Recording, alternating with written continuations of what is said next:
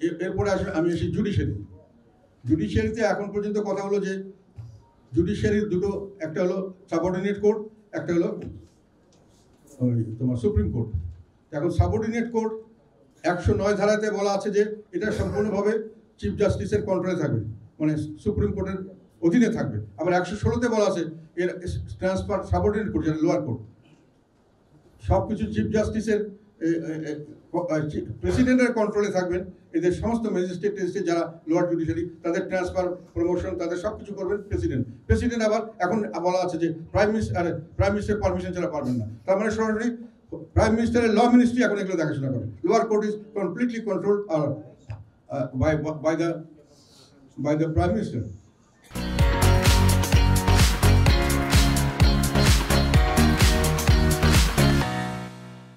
তারা কোথায় কে যাবে, কোথায় কে পোস্টিং দেবে, কে কোথায় কি দিয়ে, কে কোথায় রায় দিবে, এগুলো ওনারা ঠিক করে দেন অনেক সময়।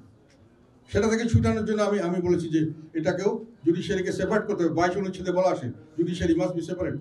সেখানে 109কে রাখতে হবে, 116কে বাতিল করে দেন।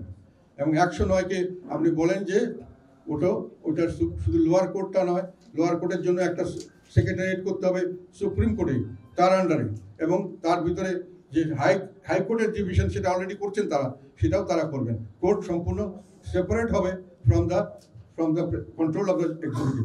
প্রাইম মিনিস্টার কন্ট্রোল থেকে চলে আসবে, প্রেসিডেন্টের কন্ট্রোল থাকবে না, এটা চিফ জাস্টিসের কন্ট্রোলে থাকবে। প্রেসিডেন্ট শুধু ফর্মালি রিকমেন্ড করবে। এখন আরেকটা জিনিস হলো, আমরা প্রপোজ করেছি যেটা 16th অ্যামেন্ডমেন্ট বাতিল হয়েছে এখন কোর্টের অর্ডারে। 16th অ্যামেন্ডমেন্টে কিন্তু একটা ডেঞ্জারাস জিনিস ছিল, সেটা হলো প্রাইম মিনিস্টার, মানে নিয়ম ছিল যে 2/3 মেজরিটি হলে যে কোনো জাজকে বের করে দেওয়া যাবে পার্লামেন্টে। এখন প্রাইম মিনিস্টার 2/3 মেজরিটি ছিলেন, উনি যে কোনো লোককে যে কোনো সময় বের করে দিতে পারতেন। জুডিশিয়ারিতে উনি অ্যাপয়েন্টমেন্টে উনি দিচ্ছেন through the prime minister, through the president, এবং উনি বের করে দিচ্ছেন উনি।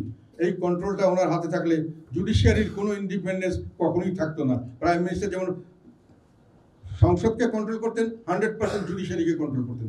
কাজে 3টা মেইন ব্রাঞ্চই সম্পূর্ণ ওনার কন্ট্রোলে, এবং অন্যান্য সাবঅর্ডিনেট যেগুলো আছে সাংবিধানিক প্রতিষ্ঠান, ওগুলোতে উনি অ্যাপয়েন্টমেন্ট দিতেন, উনি বের করে দিতেন। ওটারও নিয়ম ছিল যে ওরা ওই 2/3 মেজরিটি বের করে দাও।